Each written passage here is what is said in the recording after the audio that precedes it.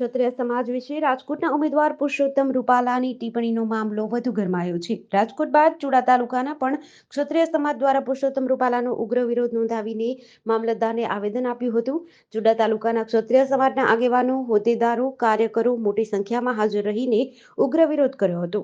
ચુડા તાલુકા ક્ષત્રિય સમાજ દ્વારા એક જ વાત છે કે રાજકોટના ઉમેદવાર તરીકે પુરુષોત્તમ રૂપાલાની ટિકિટ રદ કરવામાં આવે. આ આવેદનપત્ર કાર્યક્રમમાં 200થી વધુ ક્ષત્રિય સમાજના ભાઈઓ હાજર રહ્યા હતા. ભવિષ્યના રોજ ચુડા તાલુકાના ક્ષત્રિય ગામના દરેક ગામના આગેવાનો, વડીલો અહીંયા રૂપાલા સાહેબે જે ક્ષત્રિય સમાજ વિરુદ્ધ જે ટિપ્પણી કરી છે તેથી ક્ષત્રિય સમાજને દુઃખ લાગ્યું છે, જેથી અમે અહીંયા આવેદન આપવા માટે આવ્યા છે.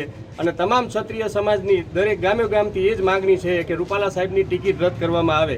ત્યારે ક્ષત્રિય સમાજને ભારતીય જનતા પાર્ટી સાથે કોઈ પણ પ્રકારનો વિરોધ નથી.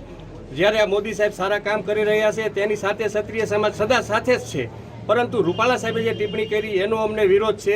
એટલે અમારી નમ્ર મોવડી મંડળને વિનંતી છે કે રૂપાલા સાહેબની ટિકિટ રદ કરી અને કોઈ પણ જ્ઞાતિને બીજી ટિકિટ આપવામાં આવે. અમારી એવી કોઈ માંગણી નથી ક્ષત્રિય સમાજને ટિકિટ આપવામાં આવે. ત્યારે અમારી લાગણી દુભાવી છે, અમારા બહેનો દીકરીઓની લાગણી દુભાવી છે. એટલે અમારી માંગણી એક જ છે કે રૂપાલા સાહેબની ટિકિટ રદ કરી અન્ય કોઈને આપવામાં આવે તો ક્ષત્રિય સમાજ બહોળી સંખ્યામાં કાયમ ભાજપ સાથે રહેલો છે અને ભાજપ સાથે રહેશે. ટિપ્પણી કરી છે એના વિરુદ્ધમાં અમે સમાજ હારે ઊભા છીએ. આપનું શું કહેવું છે? આપની શું માંગણી છે? કે એમની ટિકિટ રદ થવી જોઈએ. જેડીસી ન્યૂઝ સાથે કલ્પેશ વાઢેર, સુરેન્દ્રનગર.